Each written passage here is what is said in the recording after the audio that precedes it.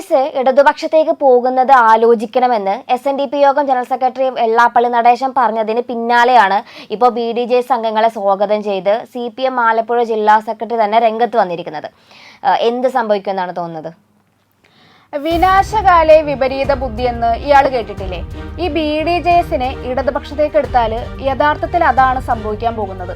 ഈ മതനിരപേക്ഷ രാഷ്ട്രീയം കൈകാര്യം ചെയ്യുന്ന ഒരു മുന്നണിയിലും ഉൾപ്പെടുത്താൻ പറ്റാത്തൊരു പാർട്ടിയാണ് BDJS എന്നാണ് എനിക്ക് പറയാനുള്ളത്. SNDP യോഗം ജനറൽ സെക്രട്ടറി വെള്ളാപ്പള്ളിയുടെ ബുദ്ധിയിൽ പിറവി കൊണ്ട ആ ഒരു രാഷ്ട്രീയ പാർട്ടി അതിൻ്റെ ഒരു തുടക്കകാലം മുതൽ പ്രവർത്തിച്ചു വരുന്നത് BJP മുന്നണിയിലാണ്.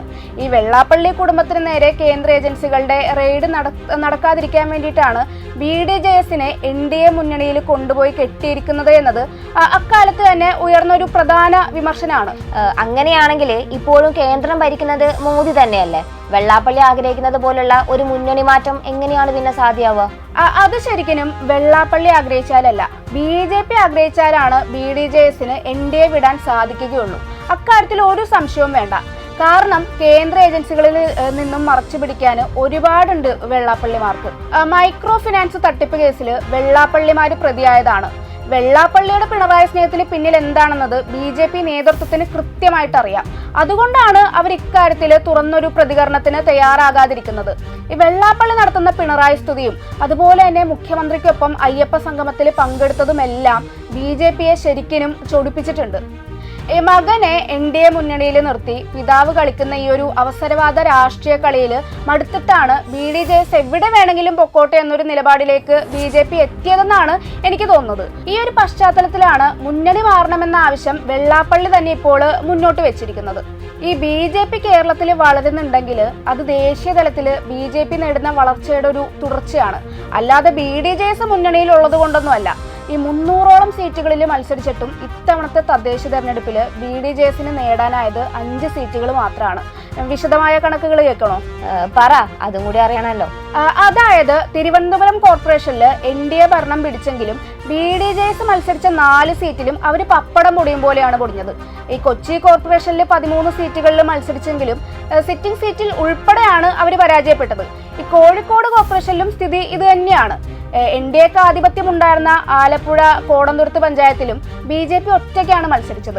ഇത്തവണ 6 സീറ്റാണ് അവിടെ NDAക്ക് ലഭിച്ചത്.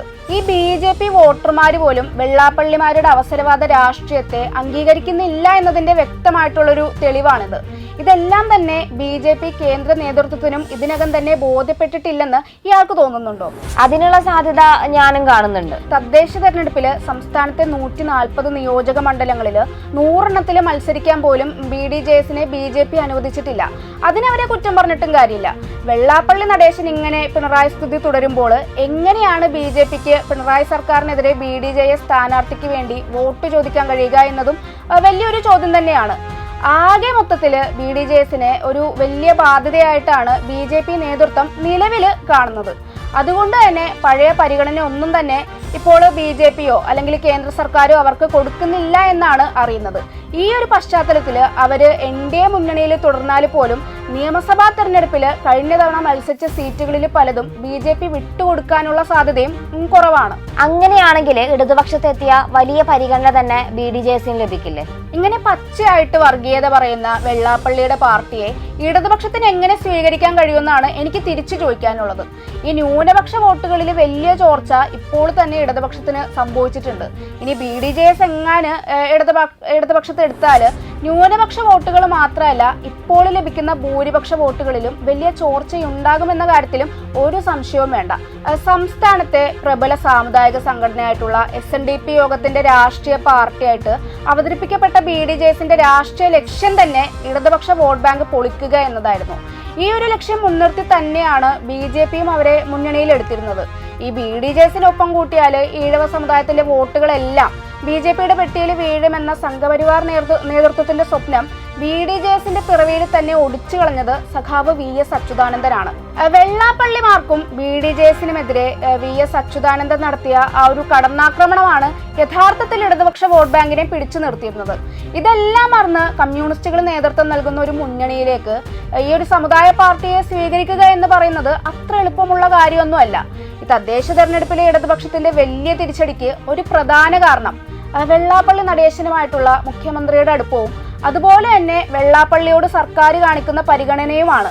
ഇത് മനസ്സിലാക്കിയുള്ള തീരുമാനമെടുത്താൽ ആ മുന്നണിക്ക് തന്ന് CPM ആലപ്പുഴ ജില്ലാ സെക്രട്ടറി പോലും ഇടതുപക്ഷത്തേക്ക് സ്വാഗതം ചെയ്തിരിക്കുന്നത് BDJS പ്രവർത്തകരെയാണ് എന്നാണ് ഞാൻ മനസ്സിലാക്കുന്നത്.